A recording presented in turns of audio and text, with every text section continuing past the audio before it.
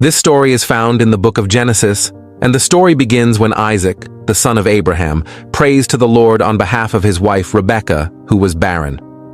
The Lord answered his prayer, and Rebekah conceived twins in Genesis 25, verse 21. The prenatal struggle within her is significant enough that it compels her to seek understanding from the Lord. The Bible records this inquiry and the Lord's response as follows in Genesis 25, verse 21 to 23, which says, "And Isaac entreated the Lord for his wife, because she was barren, and the Lord was entreated of him. And Rebekah his wife conceived, and the children struggled together within her, and she said, If it be so, why am I thus? And she went to inquire of the Lord. And the Lord said unto her, Two nations are in thy womb, and two manner of people shall be separated from thy bowels, and the one people shall be stronger than the other people, and the elder shall serve the younger. The Lord told Rebekah that two nations are in your womb, and two peoples from within you will be separated. One people will be stronger than the other, and the older will serve the younger." This prophecy set the stage for Jacob's life, indicating his chosen role and the ensuing struggle with his twin brother Esau from their very beginnings. The story of Jacob in the womb of his mother Rebekah is a profound beginning to his eventful life, highlighting themes of conflict and destiny that would follow him throughout his existence. It sets the stage for the lifelong rivalry between Jacob and Esau. It foreshadows the dynamic of their relationship and the larger historical dynamics between their descendants. The birth itself is marked by an immediate sign of the future conflict. Genesis 25, verse 24 to 26 says, "And when her days to be delivered were fulfilled, behold, there were twins in her womb. And the first came out red, all over like a hairy garment, and they called his name Esau. And after that his brother came out, and his hand took hold on Esau's heel, and his name was called Jacob, and Isaac was 80 years old when she bears them." Jacob's name, interpreted as heel catcher or supplanter, is symbolic of his later actions and his journey.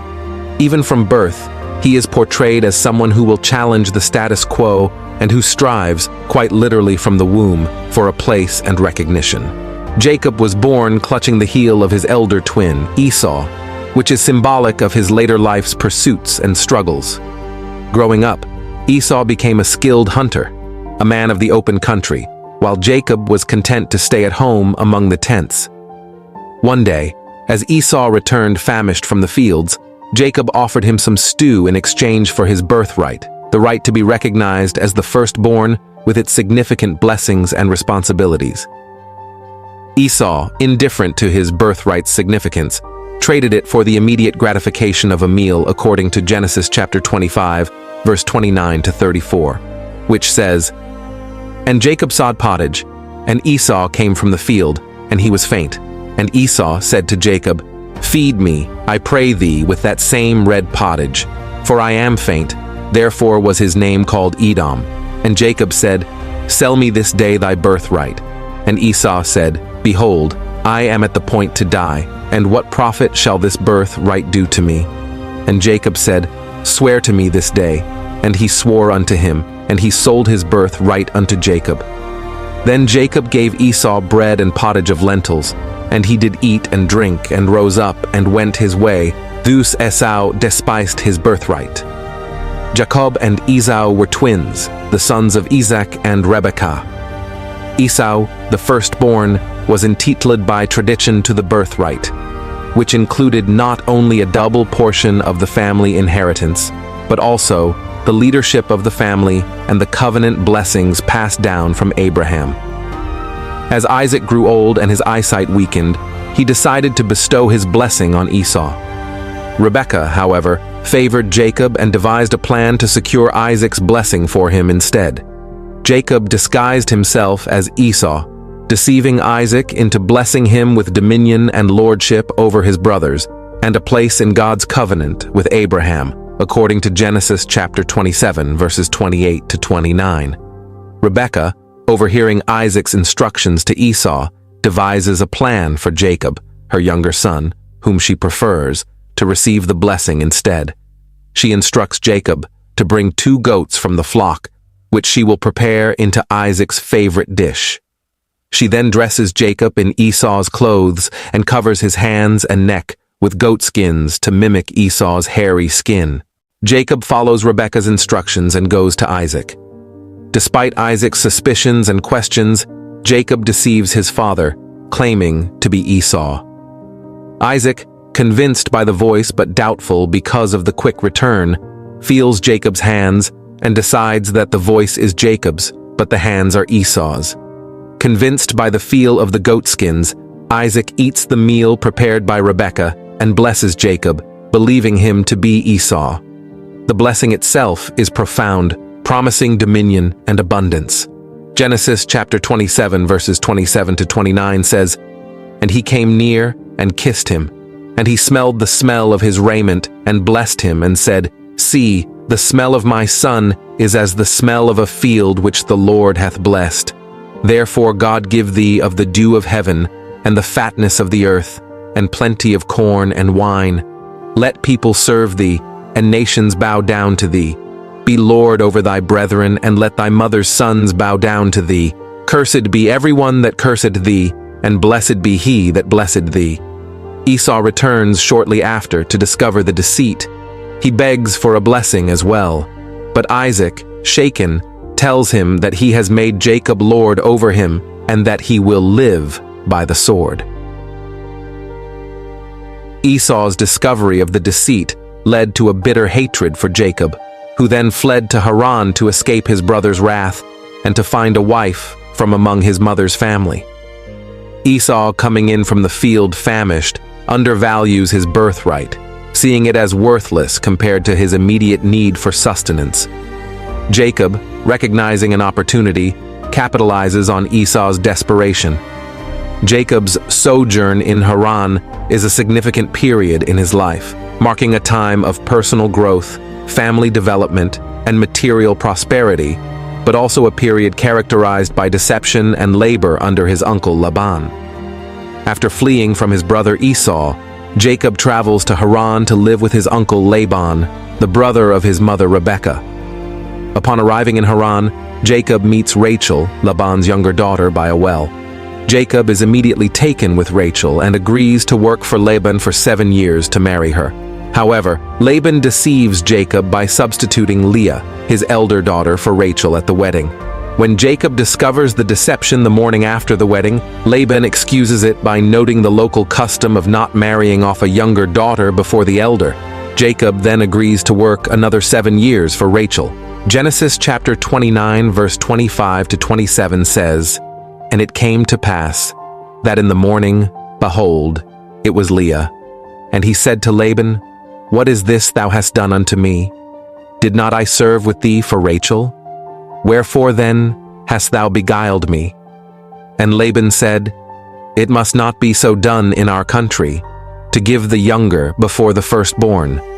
Fulfill her week, and we will give thee this also for the service which thou shalt serve with me yet 7 other years."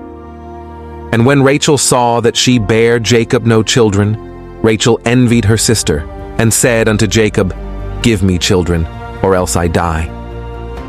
And Jacob's anger was kindled against Rachel, and he said, "Am I in God's stead, who hath withheld from thee the fruit of the womb?" And she gave him Bilhah, her handmaid, to wife, and Jacob went in unto her. And Bilhah conceived, and bare Jacob a son. Jacob's time in Haran was also marked by the growth of his family. He fathered 12 sons and at least 1 daughter from his 2 wives, Leah and Rachel, and their handmaidens, Bilhah and Zilpah, who were given to Jacob by Leah and Rachel to bear children on their behalf. These children would become the ancestors of the 12 tribes of Israel. Jacob's prosperity also leads to tension with Laban. Jacob's skill in breeding and managing livestock leads to immense wealth, which stirs envy in Laban and his sons. Aware of Laban's changing attitude and following a divine instruction, Jacob decides to return to his homeland. Jacob decides to flee with his family and possessions, while Laban is away shearing his sheep. Laban pursues Jacob, leading to a tense confrontation. However, God appears to Laban in a dream, warning him not to harm Jacob. This divine intervention prevents potential violence and leads to a covenant between Jacob and Laban to mark peace and boundaries. After leaving Laban and reconciling with his brother Esau, Jacob travels towards the land of his father, Isaac. As he prepares to enter the land, a moment of profound transformation and divine encounter occurs. It is set on the backdrop of Jacob's fear of meeting his brother Esau, from whom he had fled many years before after deceiving him out of his blessing. And God came to Laban the Syrian in a dream by night, and said unto him, "Take heed that thou speak not to Jacob either good or bad.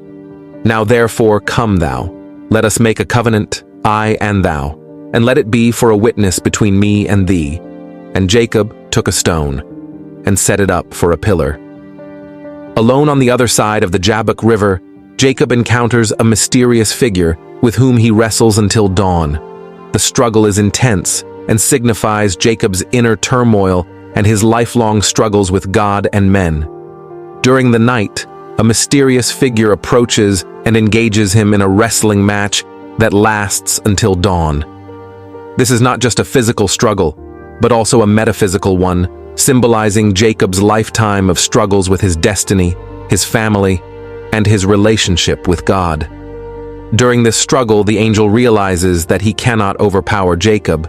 He then asks Jacob to release him as dawn breaks, but Jacob refuses to let go without a blessing. It is at this moment that Jacob is asked his name and is given a new name, symbolizing his transformation and the fulfillment of his destiny. As the night progresses, it becomes clear that the figure is no ordinary man, but a divine messenger, possibly an angel or a manifestation of God himself. Despite sustaining an injury, a dislocated hip, Jacob perseveres, refusing to release his opponent until he receives a blessing. Recognizing Jacob's tenacity and determination, the divine being renames him Israel, meaning he who struggles with God, signaling a shift from his past underhanded dealings to a future as a leader of a nation. Jacob names the place Peniel, acknowledging that he has seen God face to face, and yet his life was preserved. This encounter not only marks Jacob's name change, but also represents his spiritual rebirth. He emerges from this experience as a new man, physically marked by a limp, but spiritually invigorated, ready to face his brother and his future with renewed faith and integrity. This story is rich in symbolism and offers deep insights into themes of struggle, redemption, transformation, and the enduring human relationship with the divine. And he said unto him, "What is thy name?" And he said, "Jacob." And he said, "Thy name shall be called no more Jacob, but Israel. For as a prince hast thou power with God and with men, and hast prevailed." Lessons for Christians are as follows. Jacob's life is a rich tapestry of mistakes and redemption, deceit and honesty, fear and courage. Despite human scheming, God's purposes prevail. Jacob's life shows how God works through flawed individuals to fulfill his promises. Jacob, despite his deceitful ways, received God's grace and blessings. This underscores the Christian belief in forgiveness and redemption. Jacob's wrestling with the angel symbolizes the perseverance needed in one's faith journey. His refusal to let go until he received a blessing highlights the importance of tenacity in prayer and in one's spiritual walk. Jacob's change of name to Israel signifies a transformation that can occur within us, a turning point where past mistakes are redeemed for a purposeful future under God's guidance. Jacob's life is a testament to the complexity of human nature and God's intricate planning and patience. As Christians, we are reminded of God's overarching plans, our potential for change, and the power of steadfast faith. Esau's willingness to sell his birthright for a meal reflects a short-sighted perspective, prioritizing immediate gratification over long-term blessings and responsibilities. This narrative warns against undervaluing our inheritances, whether spiritual or material. Jacob's request for the birthright in exchange for food demonstrates his value for long-term gains and his willingness to exploit opportunities. However, it also raises questions about ethical conduct and the means used to achieve one's ends. This event aligns with the prophecy given to Rebekah that the older shall serve the younger, Genesis 25:23. It illustrates how personal choices and divine orchestration interact in biblical stories. For Christians, the story is a metaphor for spiritual inheritance. It emphasizes the importance of valuing and preserving spiritual blessings over immediate, worldly gains. The story of Jacob and Esau's birth and the selling of the birthright thus serves as a complex lesson in priorities, values, and divine sovereignty, offering rich material for reflection on personal and spiritual levels. Jacob endures many years of hard labor and deceit, yet he remains committed to his obligations and trusts in God's timing and promises. As Christians, we must learn to endure in difficult situations. At the end of it all, God will come through for you. Despite the hardships, God blesses Jacob with a large family and material wealth, fulfilling his covenant promises made to Abraham and Isaac. Jacob enters Haran as a somewhat deceptive younger man and leaves as a wealthy patriarch with his own large family, having matured and learned to navigate complex family and social dynamics. Jacob's sojourn in Haran, therefore, is a pivotal period that sets the stage for his return to Canaan, where he confronts his past with Esau and further establishes his role as a key patriarch in the history of the Israelites. Thank you for watching. Keep trusting, keep praying, and keep believing. Until next time, stay in the peace of God, which surpasses all understanding. Don't forget to like, share, and subscribe for more inspirational videos. Your support is highly appreciated. God bless you.